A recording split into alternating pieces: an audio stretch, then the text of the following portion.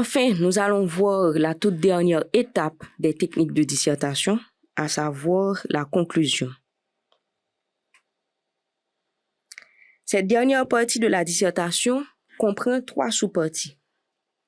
Ou bien nous pouvons dire que cette dernière partie est elle-même subdivisée en 3 éléments.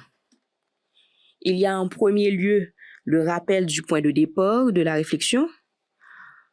En deuxième lieu, la synthèse des arguments. Et en troisième lieu, une ouverture. L'ouverture est généralement facultative. Soit l'ouverture se fait soit sur un autre sujet qui est en lien avec le sujet de dissertation que vous avez traité, ou en tenant compte d'un propos d'ordre général.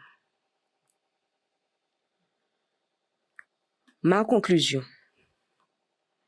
J'ai également rédigé une conclusion pour le sujet de dissertation qui avait été proposé au tout début. Ma conclusion est la suivante. Les jeunes haïtiennes et haïtiens émigrent de plus en plus. Pour comprendre ce phénomène, nous nous questionnons sur les raisons de ce départ massif. Ces dernières sont multiples et de tout ordre. À ce moment, je fais un rappel du point de départ de la réflexion. Au tout début de ma réflexion, c'est-à-dire dans l'introduction, quand on était en train d'énoncer la problématique, on parlait du phénomène d'émigration des jeunes.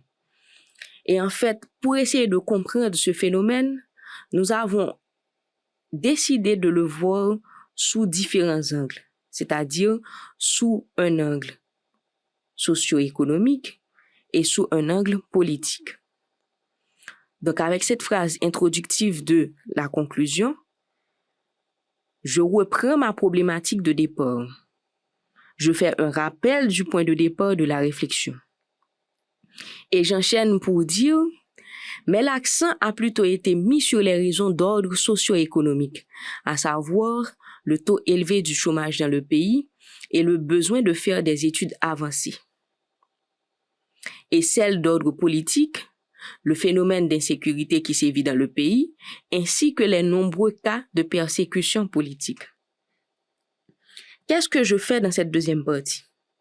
Dans cette deuxième partie, je reprends les arguments et les idées énoncées dans le développement, c'est-à-dire dans les 2 paragraphes de mon développement.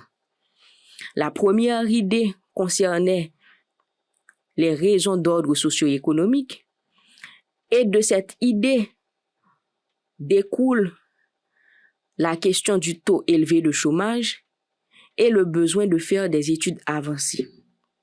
La deuxième idée clé était les raisons d'ordre politique. De cette idée découle le phénomène d'insécurité qui sévit dans le pays et aussi les cas de persécution politique. Donc, cette deuxième partie de ma conclusion vise à reprendre les grandes idées et les arguments débattus dans le développement de ma dissertation. Ensuite, je dis, ces faits et bien d'autres encore non considérés ici incitent les jeunes à partir. J'aurais pu m'arrêter à cette phrase et ma conclusion aurait été tout aussi correcte. Mais je décide de vous montrer en quoi consiste l'ouverture de la conclusion, qui est la partie facultative.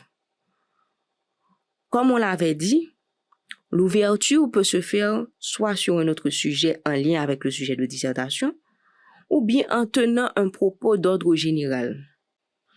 Je décide de faire mon ouverture sur un sujet en lien avec le sujet de dissertation.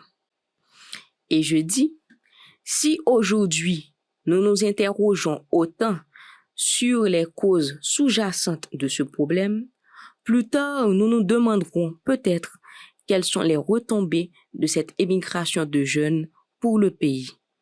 À ce moment, j'ouvre sur un autre sujet. Cette ouverture vise à susciter l'auteur qui prend connaissance de ma dissertation à s'interroger sur d'autres éléments, sur d'autres idées qui sont en lien avec la dissertation. Nous avons traité des causes de l'immigration, mais je pousse le lecteur à se questionner sur les retombées de cette immigration. C'est ainsi que je termine ma conclusion et je vous dis merci. À la prochaine.